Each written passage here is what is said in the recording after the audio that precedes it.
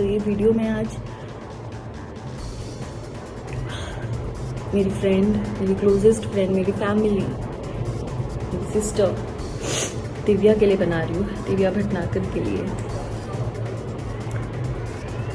मेरी गोलू मोलू सी क्यूटी सी, she left us, she left me. अभी तो बस उसने स्टार्ट किया था कि अपनी तरीके से वो ज़िंदगी जिएगी इंडिपेंडेंटली, किसी के ट्रैप में नहीं आएगी, खुद को संभालेगी, खुद को स्ट्रॉन्ग करेगी। And see, and I personally feel कि भगवान शायद खुद उसकी सफरिंग देख नहीं पाए, अंकल उसकी सफरिंग्स देख नहीं पाए। इतने सालों में, पिछले 9-10 सालों में आज तक मैंने कभी नहीं देखा कि दिव्या ने किसी के लिए कुछ गलत किया, किसी के साथ गलत किया या किसी को दुख भी पहुंचाया है। बस लोगों ने सिर्फ उसको ही दुख पहुंचाया है, उसी का ही इस्तेमाल किया है, स्पेशली रिलेशनशिप्स।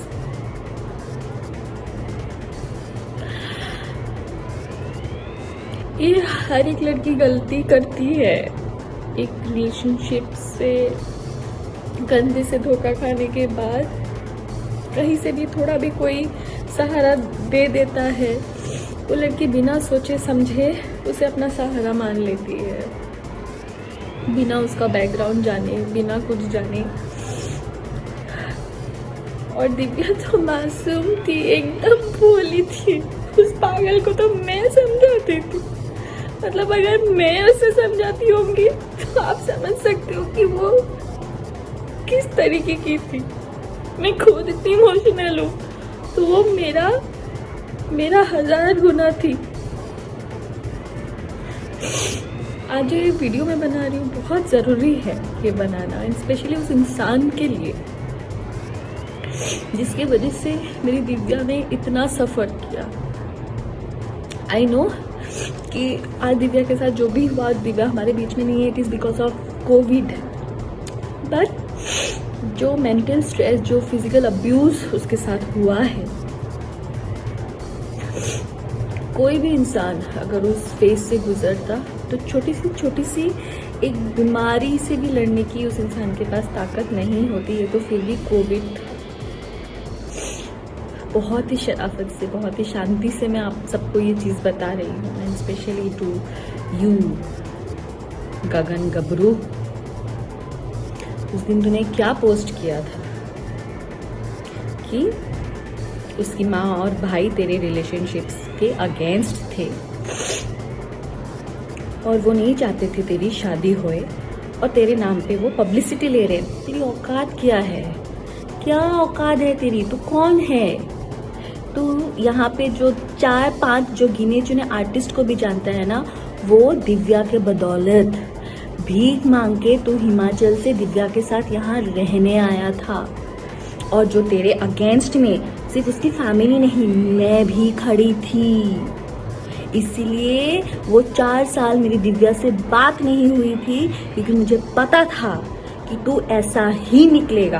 पर दिव्या तेरे प्यार में इतनी अंधी हो गई थी, इतनी अंधी हो गई थी, तूने तेरे बातों में इतना फंसा लिया था कि उसको आगे पीछे कुछ दिख नहीं रहा था।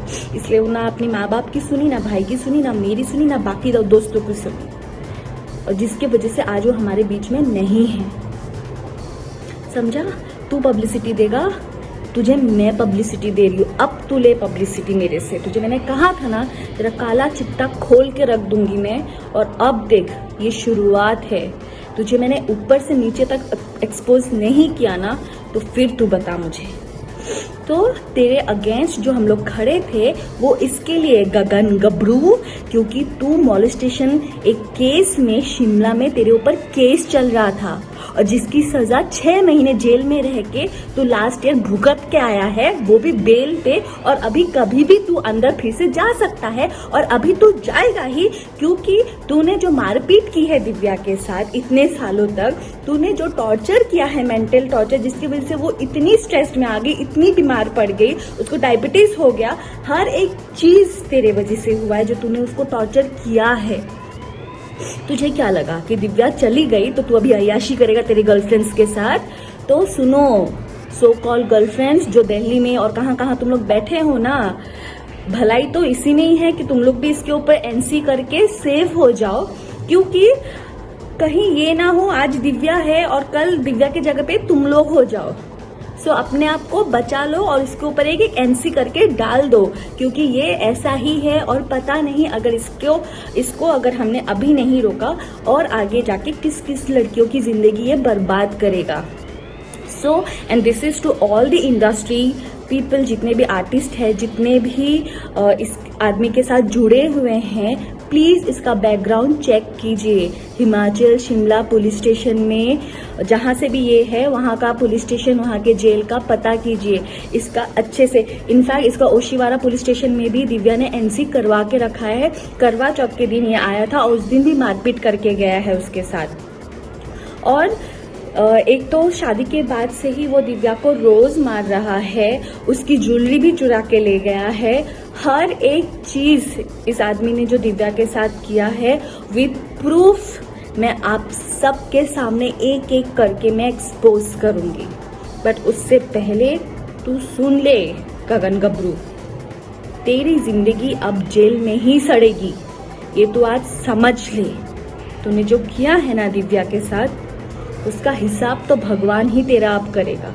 दिव्या तो अब बहुत अच्छी जगह पे है, वो भगवान की ही बच्ची थी और भगवान के पास ही है, और अंकल को भी नहीं देखा गया उसकी सफरिंग्स, इसलिए वो आज हमें छोड़ के चली गई है। पर तूने दिव्या को हमसे छीना है ना, तू देख जिंदगी भर तू और तेरी माँ जेल में ही सड़ेंगे। तू देख गगन गबरू, तू देख। लीगल काउंसलिंग करेगा तू? क्या लीगल काउंसिल लिख के रखा है तो अपने प्रोफाइल पे? लीगल काउंसलिंग या जेल में जाके करेगा, या जेल में करके सीख के आया है जाके 6 महीने रह के?